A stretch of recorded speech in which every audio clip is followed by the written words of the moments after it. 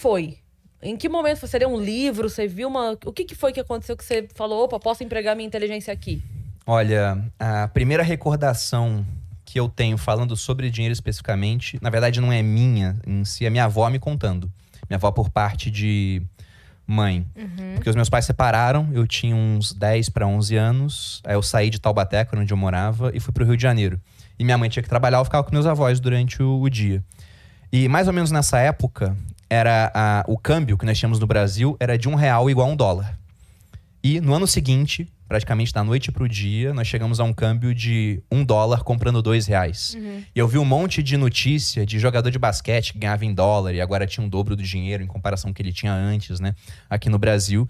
E a minha avó falou que eu comecei a fazer conta assim, quando eu for adulto eu vou ter tantos dólares, vou ter tanto não sei o quê. E ela, Bruno, nossa moeda é o real. Eu falava, não, vó, mas o dólar vale mais. Então eu já falava isso. Que a sua Nem moeda entendia ia ser direito. o dólar. Não entendi, eu só sabia que o dólar valia mais. Então eu comecei a fazer conta em dólar quando eu era mais novo. E depois, passando um tempo, quando eu já estava na adolescência, eu não vim de uma família pobre, mas não é uma família rica, era uma família de classe média. Então nunca faltou nada, mas também não sobrava muita coisa. E eu falava, poxa, eu não quero passar pelos perrengues que eu via minha mãe passando, porque não faltava nada. Só que tinha dívida, tinha pagamento de juros, tinha estresse por conta de dinheiro. E estresse que às vezes afetava a relação da minha família, né? Dos entes familiares. E afeta de fato. Não Afeta, tem como, pô, não tem afeta. como. Se a gente for Não era buscar... confortável, não sobrava. Não era. Se a gente for buscar até causas de separação entre casais, essa é uma pesquisa americana e já tem tempo. Mas eu acredito que se fosse replicar aqui no Brasil seria muito parecido. Você via que a separação, o segundo maior motivo era problema financeiro. Só perdia pra infidelidade conjugal feminina, porque a masculina ficava atrás ainda. Sim. Era a terceira. Sim. Então passava dessa parte, ficava lá no meio, era uma das causas maiores disso, né? Talvez até o casamento dos meus pais tenha acabado, entre outras coisas, por conta disso. Porque quando eles terminaram o casamento, estavam muito, mas muito endividados, né? Para valores da época, era uma dívida do tamanho de um imóvel, porque era uma dívida de R$40 mil. Dava para comprar um pequeno imóvel. E eles eram, apesar do meu pai ser uma pessoa super inteligente, a minha mãe também, eles tinham um perfil onde o meu pai era desligado com relação a dinheiro, não ligava muito, e a minha mãe gastava de maneira descontrolada. Então aquilo gerou um acúmulo de dívida, gerou estresse entre eles. Então foi mais uma gota d'água dentro de um copo que tinha outros motivos também para estar cheio. Mas eu vi aquilo, pô. Meu pai com dívida, minha mãe com dívida, os meus avós...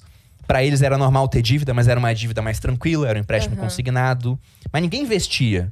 Eu falava, poxa, por que ninguém investe, né? Então eu comecei a falar que com o meu primeiro salário eu iria fazer um investimento.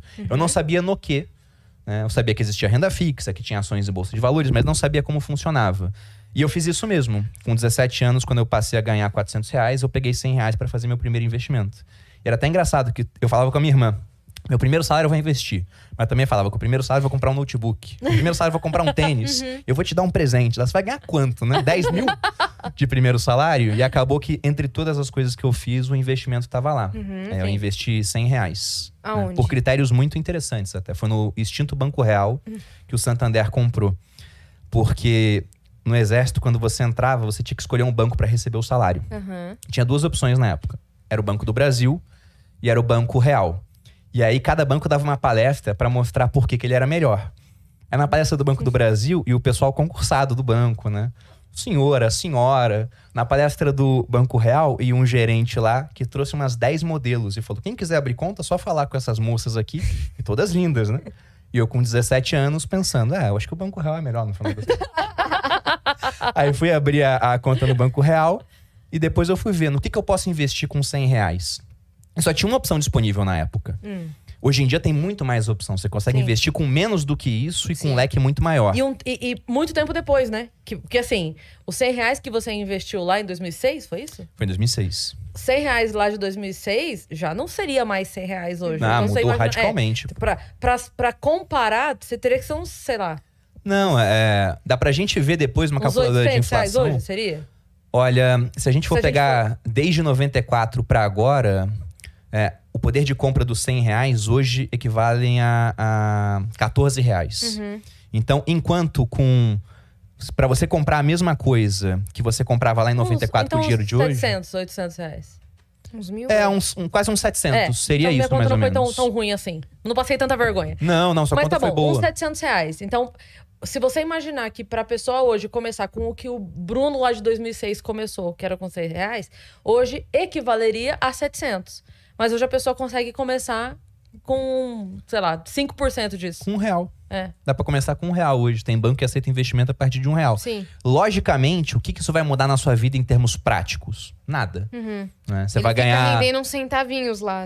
Tu vai ganhar 9 centavos no Sim, final de sim, um ano, vamos colocar assim. Então não muda nada. Eu já fiz isso daí. Só que de R$1, R$2 pra fazer teste. Pois e é. fica lá, gerando 8 centavos, 7 centavos. Mas é bom porque muda a chave na cabeça Sim. da pessoa. Foi o que aconteceu comigo. R$100, apesar de ser muito mais dinheiro naquela época do que é hoje em dia, também não iria alterar a minha vida.